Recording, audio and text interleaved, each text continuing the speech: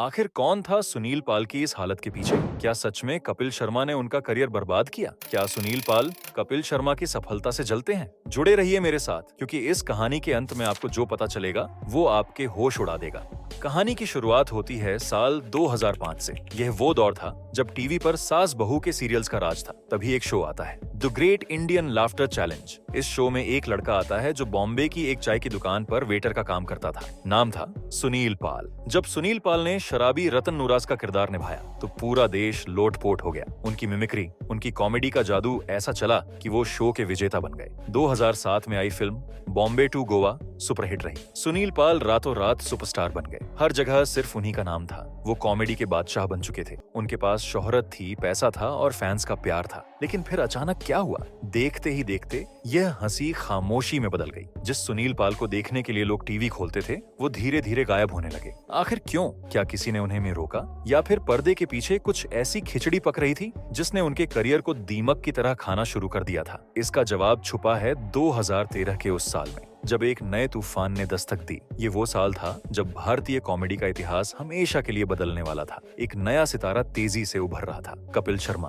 Comedy nights with Kapil ने आते ही तहलका मचा दिया। कपिल की हाजिर जवाबी और उनके शो का परिवार वाला फॉर्मेट लोगों के दिलों में घर कर गया। अब यहाँ पे एक बहुत बड़ा मोड़ आता है। एक तरफ कपिल शर्मा तेजी से सीढ़ियां चढ़ रहे थे और दूसरी तरफ सुनील पाल वहीं खड़े थे। होना तो यह चाहिए था कि सुनील पाल भी समय के साथ बदलते, अपनी कॉमेडी को नया रूप देते, लेकिन उन्होंने जो किया वो हैरान करने वाला था। बजाय अपनी लकीर बड़ी करने के, उन्होंने कपिल की लकीर को मिटाने की कोशिश शुरू कर दी। यहीं से शुरू हुई वो जलन और विवाद की कहानी जिसने सब कुछ बदल दिया। सुनील पाल को कपिल का क्रॉस ड्रेसिंग औरत बनना पसंद नहीं आया। उन्होंने इसे अश्लील कहना शुरू कर दिया। लेकिन असली खेल तब बिगड़ा जब सुनील पाल ने बॉलीवुड के बड़े बड़े दिग्गजों से पंगा लेना शुरू कर दिया। क्या थी वो सबसे बड़ी गलती? सुनील पाल की बर्बादी का कारण कपिल शर्मा का शो नहीं, बल्कि खुद सुनील पाल की जुबान थी। जब इंसान का वक्त खराब होता है तो उसे संभल कर चलना चाहिए, लेकिन सुनील पाल ने ठीक उल्टा किया। उन्होंने बॉलीवुड के सबसे सम्मानित अभिनेताओं में से एक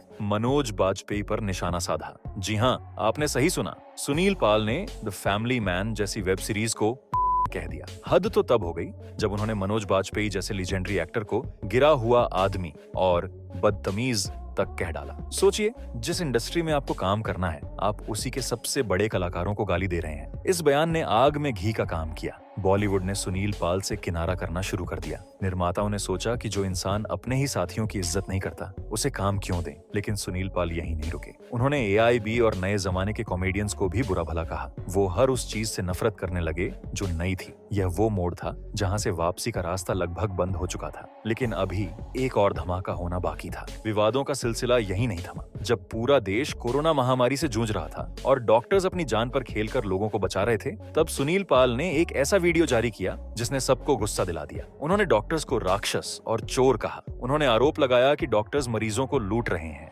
इस बयान का अंजाम बहुत बुरा हुआ। उनके खिलाफ FIR दर्ज हो गई। जो जनता उन्हें एक हंसाने वाले कलाकार के रूप में प्यार करती थी, अब वही जनता उन्हें एक नफरत फैलाने वाले इंसान के रूप में देखने लगी। सोशल मीडिया पर उन्हें जमकर ट्रोल किया गया। उनकी इमेज एक फैमिली एंटरटेनर से बदलकर एक कड़वे और निगेटिव इंसान की बन गई। यह वो समय था जब सुनील पाल पूरी तरह से अलग थलग पड़ गए। काम मिलना लगभग बंद हो गया। लेकिन दोस्तों, कहानी का सबसे डरावना और सच हिस्सा अभी आना बाकी है। दिसंबर 2024 का वो अपहरण कांड जिसने साबित कर दिया कि शेर अब बूढ़ा और लाचार हो चुका है। अब आते हैं उस घटना पर जिसने सबको चौंका दिया। 2 दिसंबर 2024 सुनील पाल को एक शो के बहाने हरिद्वार बुलाया जाता है, लेकिन वहाँ कोई शो नहीं था। वहाँ था एक जाल। लवी पाल नाम के एक अपराधी ने अपने गैंग के साथ मिलकर सुनील पाल का अपहरण कर लिया। अपहरणकर्ताओं ने सुनील पाल की आंखों पर पट्टी बांधी और उनसे 20 लाख रुपए की फिरौती मांगी। सुनील पाल गिड़गिड़ाए। उन्होंने कहा कि उनके पास इतने पैसे नहीं हैं। आखिरकार सौदा 8 लाख रुपए में तय हुआ। सुनील पाल ने अपने दोस्तों से उधार मांगकर पैसे दिए। लेकिन हैरानी की बात यह थी कि जाने से पहले किडनैपर्स ने उन्हें मुंबई वापस जाने के लिए 20,000 रुपए नकद वापस भी दिए। शुरुआत में जब सुनील पाल ने यह कहानी बताई तो किसी ने उन पर यकीन नहीं किया। सबको लगा कि यह उनकी फिल्म के प्रमोशन का स्टंट है। लेकिन यूपी पुलिस जिसकी जांच ने दूध का दूध और पानी का पानी कर दिया। पुलिस ने एनकाउंटर के बाद इस गैंग को पकड़ा और यह साबित हुआ कि सुनील पाल सच बोल रहे थे। यह घटना बताती है कि सुनील पाल किस हद तक अकेले और मुसीबत में थे, लेकिन उनकी पुरानी गलतियों की वजह से जनता ने उन पर भरोसा नहीं किया। दोस्तों, अब हम वीडियो के उस सवाल पर वापस आते हैं, सुनील पाल की इस हालत का जिम्मेदार कौन है? सच्चाई ये है कि इसके लिए कपिल शर्मा जिम्मेदार नहीं है। कपिल शर्मा ने समय के साथ खुद को बदला, अपनी टीम बनाई और काम पर फोकस किया। वहीं दूसरी तरफ सुनील पाल अपनी पुरानी सफलता के घमंड में ही रहे। उन्होंने बदलाव को स्वीकार नहीं किया। उन्होंने नए कलाकारों को दुश्मन माना और इंडस्ट्री के लोगों से रिश्ते खराब किए। सुनील पाल की कहानी हमें सिखाती है कि टैलेंट होना काफी नहीं है, समय के साथ बदलना और अपनी जुबान पर काबू रखना भी जरूरी है। अगर सुनील पाल ने जलन छोड़कर काम पर ध्यान दिया होता तो शायद आज वो भी कपिल शर्मा के साथ स्टेज शेयर कर रहे होते। आपकी इस बारे में क्या राय है? क्या आपको लगता है कि सुनील पाल को एक और मौका मिलना चाहिए या उन्होंने अपनी कब्र खुद खोदी है? नीचे कमेंट करके जरूर बताएं। वीडियो पसंद आया हो तो लाइक और सब्सक्राइब करना ना भूलें। मिलते हैं अगले वीडियो में। जय हिंद।